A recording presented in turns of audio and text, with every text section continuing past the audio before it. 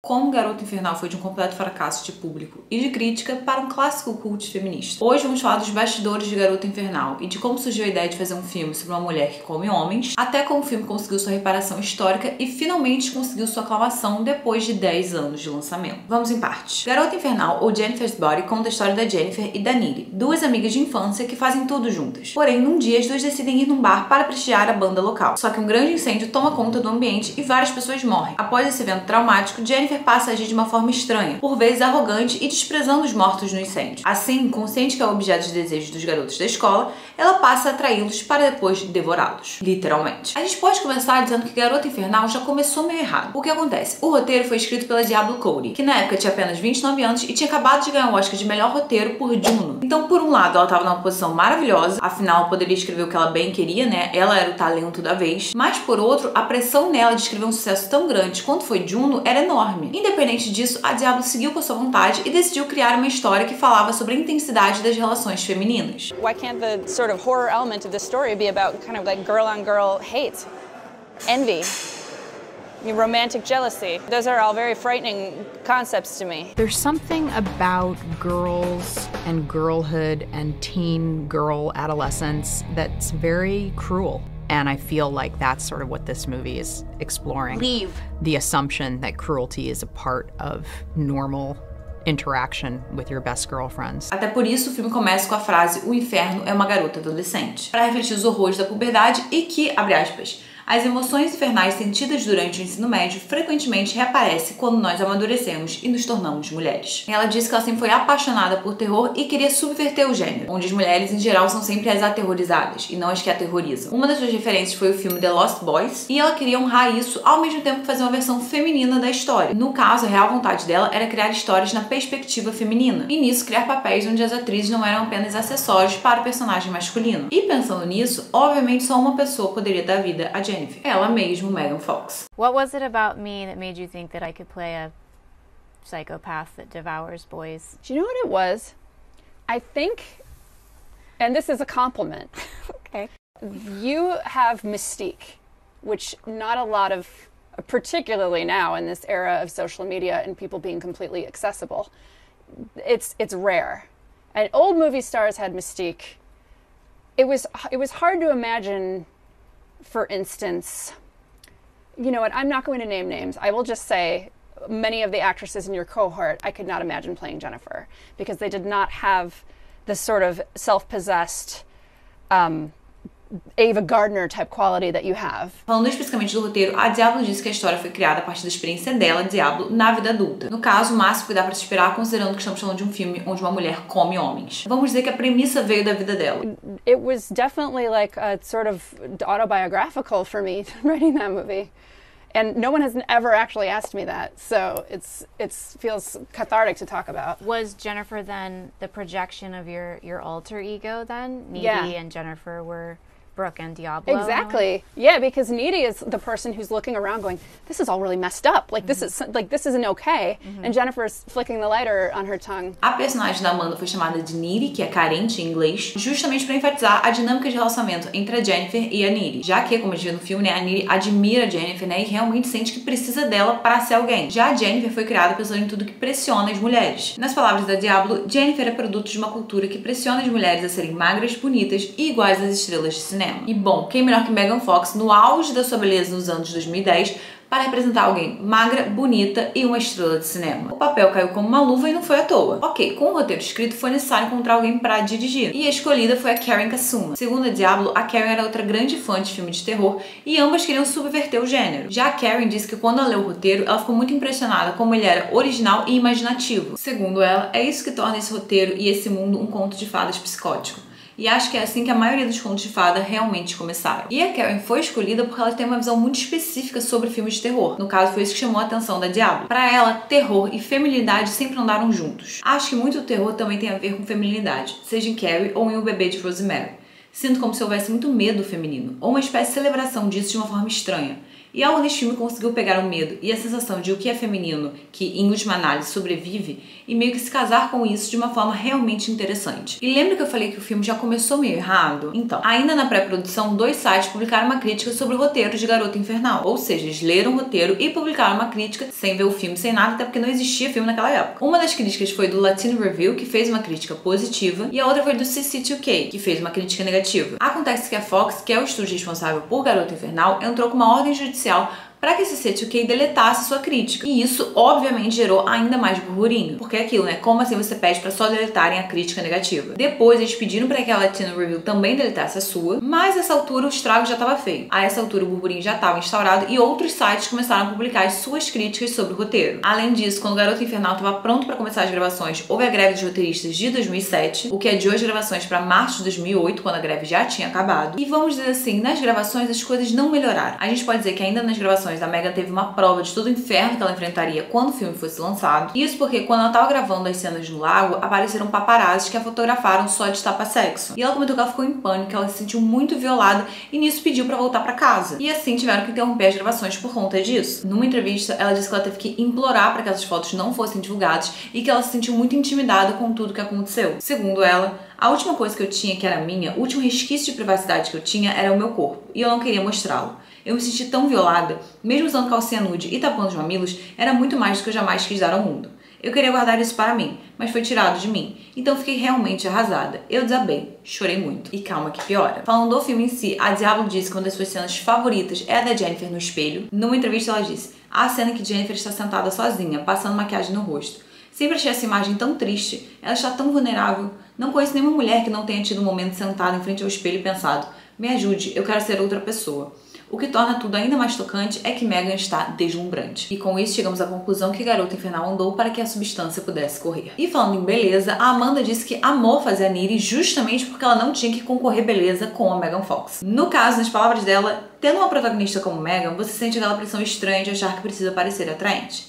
Neste filme eu não me preocupei com nada disso. Não quero interpretar aquela com quem todo mundo deveria querer transar. Em relação à famosa cena de beijo das duas, as meninas comentaram que estavam muito animadas pra fazer a cena, mas ao mesmo tempo elas sabiam que isso ia ser explorado ao máximo na hora de promover o filme. Segundo a Amanda, sabíamos que isso teria um papel muito importante na divulgação do filme. Nós meio que reviramos os olhos com a ideia de termos que nos beijar. Foi minha primeira vez fazendo uma cena de beijo de verdade com uma mulher. É estranho, é uma mulher, com cheiro de mulher, suave e floral, e talvez os feromônios sejam diferentes. Algo nisso me pareceu desconfortável. Já pra Megan Fox, se vocês querem saber, foi ótimo. Numa entrevista ela disse: eu me sinto muito mais segura com garotas. Então eu me senti muito mais confortável beijando a Amanda do que beijando qualquer outra pessoa que tive que beijar. Mas independente de como as atrizes se sentiram e do papel que esse beijo desempenhou na promoção do filme, que se vocês querem saber foi enorme, a Diablo defendeu a importância do beijo. Se os protagonistas do filme fossem um rapaz e uma moça e em um momento particularmente tenso se beijassem, ninguém diria que foi gratuito. Mas o fato de serem mulheres significa que há algum tipo de armadilha. Obviamente, sabemos que as pessoas iriam sensacionalizar tudo. Elas são garotas lindas, a cena é quente, e eu não tenho medo de dizer isso. Há uma energia sexual entre garotas que é meio autêntica, porque eu sei que quando eu era adolescente, as amizades que eu tinha com outras garotas eram quase românticas, eram tão intensas. Eu queria dormir na casa das minhas amigas todas as noites, queria usar as roupas dela, conversávamos ao telefone até as orelhas doerem. Eu queria capturar aquela sensação intensa que você tem na adolescência e que você não sente na vida adulta. Quando você é adulto, você gosta de suas amigas, mas não precisa dormir na mesma cama que elas e falar com elas ao telefone até as 5 da manhã todas as noites. E o pior é que ela não mentiu. Quem assistiu o filme sabe, uma parte muito importante de Garota Infernal são os efeitos especiais e a trilha sonora. Em relação à música, essa parte foi incorporada não só na trilha sonora do filme, mas também nas artes. Se a gente for reparar, em vários cenários a gente consegue ver posts e referências de diferentes bandas, algumas até mesmo inexistentes. Além disso, pro elenco, eles também queriam escalar músicos de verdade pra dar vida à galera da banda. Por exemplo, para o papel do Nikolai, eles cogitaram Pete de Fall Out Boys, o Joe Madden de Good Charlotte e até mesmo o Chad Michael Murray porque o gato sabia tocar guitarra. Mas, como nós sabemos, o papel ficou com Adam Brody, que, coitado, nem sabia tocar guitarra e nem sabia cantar. Ele acabou sendo dublado. Mas numa entrevista ele se defendeu. Minha voz ainda estava passando pela puberdade. Eles me deram 1 ou 2 aulas de canto. E não era a pior coisa do mundo. Mas também não era algo que alguém escolheria ouvir. Se até o Zac Efron foi dublado pra fazer High School Musical, o que dirá o Adam pra fazer um papel secundário? Não se pode ganhar sempre. Falando agora dos efeitos especiais, eles usaram um pouco de tudo, porém tudo que eles podiam fazer usando efeitos práticos, eles fizeram. Por exemplo, quando a gente vê a Jennifer vomitando quando ela chega na casa da Needy, aquilo na verdade era caldo de chocolate que saía por meio de um tubo que ficava preso na sua orelha. Já pra fazer a versão da Jennifer demoníaca, eles tiveram que entrar no consenso. O que acontece? A equipe queria manter o charme da Megan Fox, só que isso é um pouco difícil considerando que a Jennifer tinha que virar um monstro. Então, antes de mais nada, eles fizeram diferentes testes e nisso perceberam que eles só poderiam mexer no rosto dela do nariz pra baixo. Ou seja, tinha que manter os olhos da Megan Fox, que acho que todo mundo concorda, né? É um dos maiores charmes dela. E foi até por isso que a Jennifer ganhou aquela boca demoníaca. E vocês podem reparar, o máximo que eles fizeram na parte dos olhos foi mudar a cor do olho. De resto, tudo permanece igual. Ok, com a ideia aprovada, a trajetória da Jennifer passou a ser marcada por 5 etapas. A primeira dela, ela bem linda, bem bela, que é o que a gente vê no início do filme. E pra isso, precisaram usar a maquiagem normal, né? Do dia a dia, já que o belo rostinho da Megan Fox fazia todo o trabalho. Na segunda e na terceira fase, eles queriam começar a enfeiá-la. Então também usaram maquiagem pra fazer ela ficar mais caveira, pra parecer com o rosto mais magro, com olheiras. No quarto, colocaram uma dentadura na Megan e na pós aplicaram alguns efeitos pra deformar o rosto dela. E o quinto e último é o resultado final, né? Com a Jennifer lá devorando homens. Pra esse momento, a Megan deu sorte porque ela não precisou ficar muito tempo na cadeira de maquiagem, já que usaram uma dublê. E isso não foi uma escolha da Megan nem nada, mas a própria equipe percebeu que perderiam muito tempo tendo que preparar a Megan. Tempo esse que eles poderiam estar usando pra gravar outras cenas. E considerando que no cinema tempo é dinheiro, eles optaram por contratar uma dublê. Nisso eles fizeram um molde da cabeça da Megan, colocaram na dublê e nisso a dublê ficava lá horas se maquiando e se preparando. E depois transformavam a dublê na Megan na pós-produção. Ok, com o filme pronto, era hora de fazer o teste de audiência e meus amores, daqui pra frente é só pra baixo. Como é que eu posso explicar? Apesar de ser um filme que fala sobre a intensidade dos laços femininos e de dar aos rapazes da trama pouquíssimo tempo de tela, a Fox achou uma ótima ideia comercializar esse filme para um público masculino. Por que não? Não é mesmo? Por que não? Então, pro teste de audiência, que é quando um grupo de pessoas selecionadas pelo estúdio assiste o filme e dá pitaco, eles só chamaram meninos. E quando eu falo meninos aqui, é meninos mesmo, desde pré-adolescentes até rapazes de 20, 30 anos de idade. Well, the test screenings were horrible. And I believe that's because of the audiences that were recruited for the screenings. Which were like frat boys? Exactly. The studio had a very strong, unshakable belief that this movie needed to be marketed to young men, specifically. Came because of me, I'm assuming. Yes. Okay. Yeah, exactly. Mentioning that at a test screening or you had a test group and somebody was like, it needs more boobs. I still have the card. So there was a test screening that a kid wrote. They said, what would you improve about this film? And the kid wrote, needs more boobs, and spelled boobs, B-E-W-B-S. And that was the data that was collected and taken seriously by the people who were marketing the movie. E se vocês acham que isso foi suficiente para eles colocarem a mãozinha na consciência e pensarem será que estamos tentando agradar o público errado? Vocês estão enganados. O filme foi lançado no Festival de Toronto em 10 de setembro de 2009 e recebeu críticas mistas. Agora, quando chegou no grande público, foi um Deus nos acuda. Garota Infernal foi considerado um fracasso tanto de crítica quanto de público ao arrecadar apenas 31 milhões de dólares em bilheteria. E assim, pensem que o orçamento do filme foi 16 milhões de dólares. Ou seja, eles não arrecadaram nem o dobro do que eles gastaram. E a gente pode tacar a culpa disso em cima da campanha de marketing do filme. Só que pra gente entender o porquê eles decidiram panfletar o filme dessa forma, antes a gente precisa entender o que estava acontecendo na vida da Megan Fox naquela época. Bom, como muitos sabem, a Megan alcançou o estrelato com a franquia Transformers, franquia dirigida pelo Michael Bay, onde a Megan fazia o interesse romântico do protagonista. E ali ela não só alcançou fama, como ela se tornou um novo sex symbol de Hollywood. E como é que eu posso dizer? A experiência de gravar Transformers foi um pouco complexa para Megan. Ela gravou os 2 primeiros filmes e após o lançamento desse segundo, as coisas entre ela e o Michael Bay ficaram bem complicadas. E adivinha de qual lado a mídia ficou? Vamos pensar, de um lado temos o novo corpinho de Hollywood e do outro o diretor da maior franquia do momento. É um páreo difícil. Transformers: A Vingança dos Derrotados, segundo filme da franquia, estreou em 24 de junho de 2009. E durante a campanha de divulgação do filme, a Megan deu algumas declarações sobre como Michael Bay se comportava no set. Numa entrevista para Wonderland, ela disse: ele é como Napoleão e quer construir essa reputação de insano e infame. Ele quer ser como Hitler no set, e consegue. É um pesadelo trabalhar com ele. Mas quando você consegue tirá-lo do set e ele não está no modo diretor, eu meio que gosto da personalidade dele, porque ele é esquisito, não tem habilidade nenhuma socialmente. É comovente assistir a isso. Ele é vulnerável e frágil na vida real. Depois viram um tirano no set. É uma declaração complexa, vai. Mal ou bem, ela disse que gosta da personalidade dele. Obviamente, todas as manchetes depois disso eram: Megan Fox chama Michael Bay de tirano. Megan Fox compara Michael Bay com Hitler. Mas calma que piora. Após o comentário da Megan, foi publicado no site de Michael Bay uma carta em forma anônima, mas falava em nome da equipe de Transformers e que xingava a Megan de todos os nomes possíveis. Mas assim, só pra vocês terem uma ideia, chamava ela de vadia hostil, sem graça e sem classe, e disseram que ela deveria virar atriz pornô, mas que ela não conseguiria por conta da tatuagem enorme nas costas dela, entre outras coisas muito gentis. Na época, o Michael Bay apagou a carta assim que ele ficou sabendo dela e deixou claro que ele nunca teve nada a ver com a carta, que ele não concordava. Mas o estrago já estava feito. O Michael saiu em defesa da Megan, quer dizer, Mais ou menos. No caso, ele disse: não concordo com a carta feita para Meghan, e não concordo com as falas bizarras de Meghan, mas seus gracejos malucos são parte do seu charme maluco. O fato é que ainda adoro trabalhar com ela e sei que ainda nos damos bem. Espero até mais falas loucas dela em Transformers 3. Só que a gata nem chegou a fazer Transformers 3. Após suas falas, a Meghan foi demitida da franquia a pedido de ninguém mais, ninguém menos do que Steven Spielberg, que era o produtor executivo de Transformers. Numa entrevista, o Michael reforçou que não ficou ofendido com as falas da Meghan, mas que o Spielberg ficou indignado e disse que ela tinha que ser demitida. Já o Spielberg nega as acusações. Ele fala que não tem nada a ver com ele. Fato é, a gata foi demitida. E tudo isso aconteceu a partir de junho, ou seja, 3 meses antes do lançamento de Garota Infernal. E se essa treta parece sem importância hoje em dia, a Diablo deixou claro que isso interferiu e muito nos rumos de Garota Infernal. Segundo a Diablo, acho que a expectativa em relação ao filme foi manchada pelo fato de ter acontecido uma coisa estranha em que Meghan falou sobre o Michael Bay em algumas entrevistas. O que me soou estranho. Michael Bay é uma vaca sagrada da qual não podemos zombar? Não sei por que as pessoas ficaram tão chateadas. É estranho porque você pode pensar agora: ah, essa foi uma história sem importância. Porém, o tom de cobertura do nosso filme foi quase 80% sobre a briga dela com o Michael Bay. E tem mais. Além disso, e eu sei que é tão fácil culpar coisas externas, mas o filme foi comercializado de forma totalmente errada. Normalmente não sou uma pessoa argumentativa. Na verdade, sou muito passiva. Mas essa foi a única vez que me meti numa briga, porque eu estava furiosa. Eles disseram: queremos divulgar esse filme para os garotos que gostam da Megan Fox. É para eles. E eu disse: não, esse filme é para as garotas também. Mas esse público eles não tentaram atingir. I got a very memorable email from a marketing person at the studio once, where I had sent him this articulate defense of the film, and here's how it should be marketed. And I said, what specifically are you thinking? And he wrote back, Megan Fox hot. 3 words. For cutting a trailer together? That or was just for marketing in in general? In terms of what is the value of this film.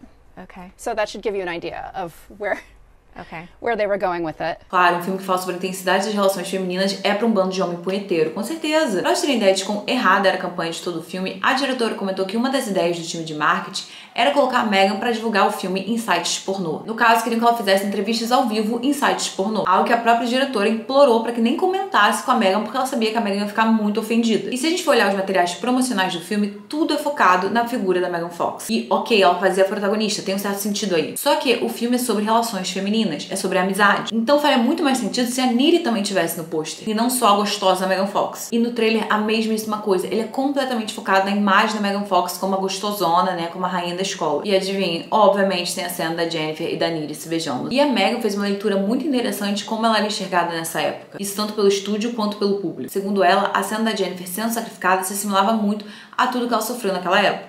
What I had specifically in talking about all of this more recently was I realized that in filming that scene where they sacrifice me, that for me, that was really reflective of, I felt like my relationship with the movie studios at that point.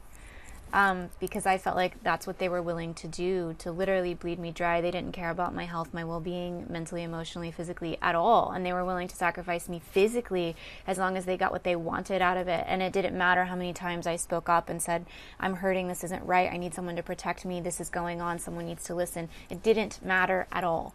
And so in that moment, they kind of were a representation of what I was dealing with. Ok, mas como é que Garota Infernal conseguiu sua releitura? O que aconteceu pro filme começar a receber o reconhecimento que ele merece? Com o movimento Me Too, que estourou em Hollywood em 2017 após as denúncias contra o produtor Harvey Weinstein, podemos dizer que Hollywood e, consequentemente, o mundo começou a olhar para o tópico assédio sexual. E com isso, Garota Infernal começou a ser visto com mais profundidade, com mais respeito. Eu acho que não é exagero dizer que finalmente as pessoas entenderam o filme. Segundo a Diablo, o interessante sobre o Me Too como um fenômeno novo é que, para nós que vivenciamos isso, é estranho porque não é nada novo.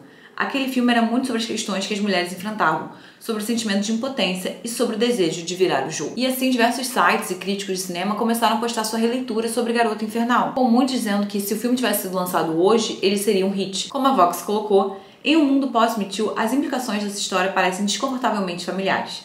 É a história de um grupo de homens poderosos que sacrificam o corpo de uma garota em prol do seu próprio avanço profissional. E também é a história deles usando o tormento dela como atividade de união. Só demoraram uma década pra perceber isso, mas veio aí. Eu acho essa história surreal, porque assim, eu não lembro com quantos anos eu assisti Garota Infernal, mas eu era mais velha. Só que eu tenho certeza que se me colocassem pra assistir isso com, sei lá, 13, 15 anos, eu entendi o que o filme tava falando. Porque assim, não tem nada mais didático do que, ainda no início do filme, ele dando bebida pra ela e tacando ela numa van só com homens. Eu acho que qualquer mulher, de qualquer idade, de qualquer cultura, pensou a mesma coisa. Essa garota vai ser abusada. Enfim, minha raiva à parte, hoje todos os envolvidos no projeto já foram questionados inúmeras vezes se topariam uma sequência, e todos disseram que sim. A Diablo, a Amanda, a Megan. Inclusive, a Diablo tem a ideia de transformar o filme numa série e ela já até tentou vender isso. So here's what's interesting. Like maybe 5 years ago, I really wanted to try and do Jennifer's Body as a TV series. And there was so little interest that I couldn't even get to the pitch stage. Like people didn't even want to hear the pitch. Yeah. And the argument that I kept making, as I said, because they said, why would anyone make a television show about a movie that did not succeed? And I said, have you heard of Buffy the Vampire Slayer? Mm-hmm. That movie was not well received and then went on to become this incredibly inspired series that was a huge hit. So I said, this would be the exact same thing. Like, at least hear the pitch, and nobody would. So, and then now, all of a sudden, I'm getting calls about it. Buffy é outro projeto que dá um vídeo à parte, tá na minha listinha pra fazer, inclusive. E se vocês acham que só porque a Jennifer morreu, a Megan não voltaria, hoje vocês estão muito enganados. A Diablo já até deu uma solução pra isso. I get asked about it all the time. I mean, I died in the movie, so I don't know. Yeah, but it's magical. You could be back. True. I would be back. I mean, I loved it. It's my favorite thing I've ever done. Bom, pra quem nunca assistiu Garota Infernal e por acaso tá vendo esse vídeo, vá assistir. Estaremos apoiando a série de Garota Infernal quando ela for lançada, porque eu verdadeiramente acredito que se o filme ganhou sua releitura após mais de 10 anos de lançamento, então é possível que a série saia assim. Muito provavelmente com outro elenco, mas ainda assim estarei apoiando.